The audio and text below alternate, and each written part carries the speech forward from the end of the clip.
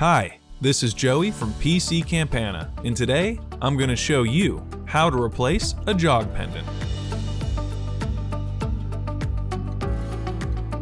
Jog pendants are essential to manual wire feeding. By using a jog pendant, you can push wire forward or backward to get it into the desired position before hitting cycle start. Replacing a jog pendant is easy. Let's get started. Before starting this tech tip, it's important to note that your wire feeder should be locked out to avoid injury. To remove an old jog pendant, simply twist off the cap counterclockwise.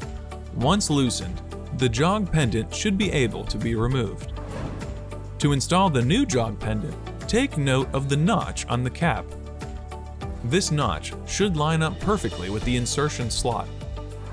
Here's a helpful tip. When removing the old jog pendant, take note of the position of the notch. This should make it easy to gauge where to fit the new pendant. For more helpful tips and information, visit us online at pccampana.com.